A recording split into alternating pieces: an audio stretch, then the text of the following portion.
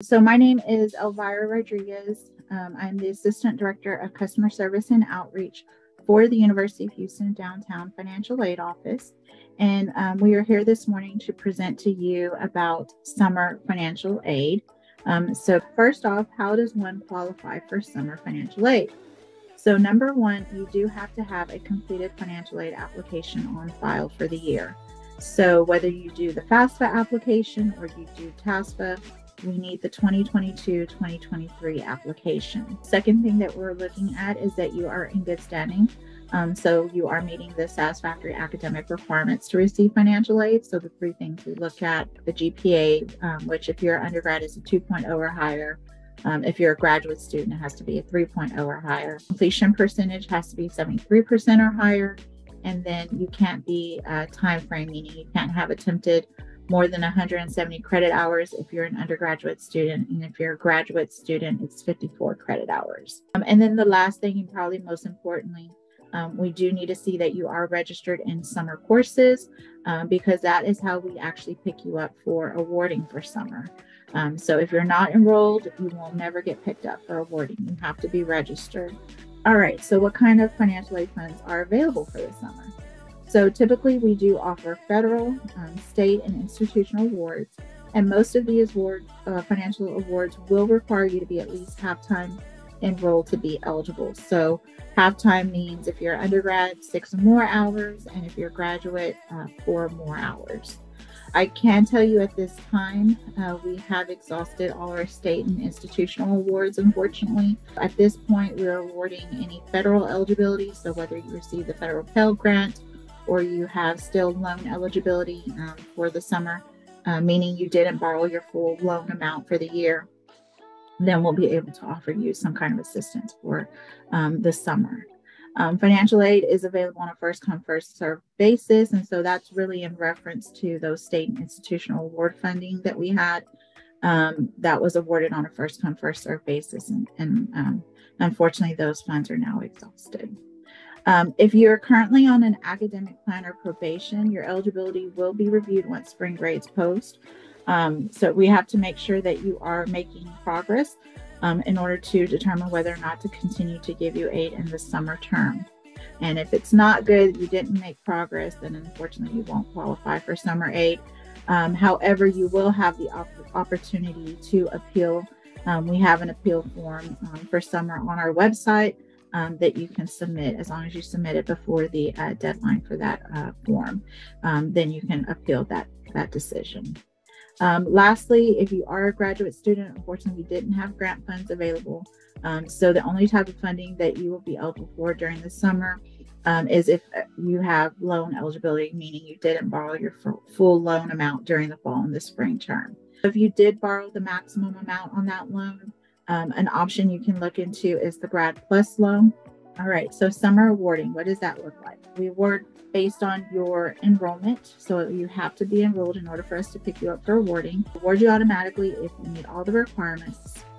Just a reminder, there's no application required. I know a lot of students think that there's a form that they need to complete, but there's not. So we will award you based on the total number of hours that you're enrolled in at the time of review.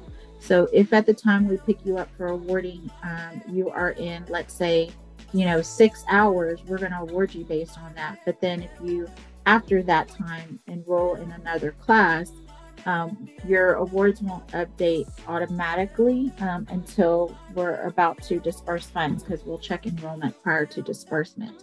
So what you may want to do is, if you do any kind of changes to your enrollment, because it could affect your eligibility, whether you're adding classes or you're dropping classes, you're going to want to submit a revision request form. And we have one specifically for summer, and it is on our website. It's called Summer Revision Request Form. And you'll submit that if your hours have changed, okay? You need to be in the actual number of hours that you're indicating on the form. So don't, project that you're going to be in the amount of hours and expect us to update the awards. We will only do it if we actually see that you're enrolled in those amount of hours.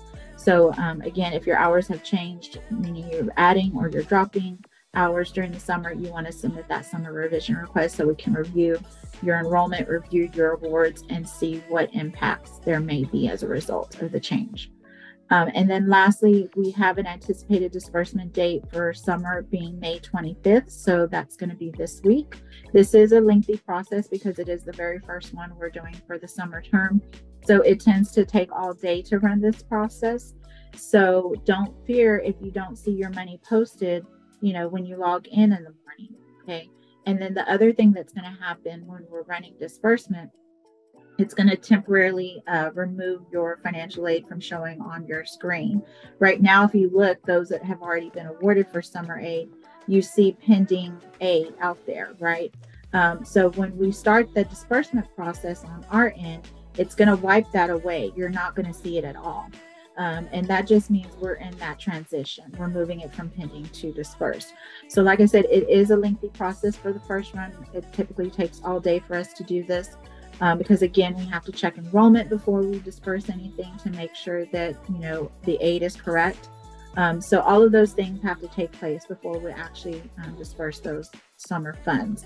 So, some important reminders. So our deadline for summer is going to be June 9th. So come June 9th, we'll stop doing the awarding for summer. Now, anything after June 9th will be on a case-by-case basis if we need to award students, but our deadline is going to be June 9th. If you are attending UHD and another school, so those students that do the dual enrollment, meaning you take some hours here, but then you also take some hours at the community college level, maybe you go to HCC or Lone Star, and you typically do a consortium agreement, we do have those available for summer as well. And that form is on our website, and the deadline for that one is also going to be June 9th. So if you are planning on doing that, be sure to get that into us as soon as possible, and definitely before that June 9th deadline. And then lastly, just monitor your MyUHD account for any important notices regarding your financial aid. Also your email as well for any updates regarding your account. Thank you for joining us this afternoon.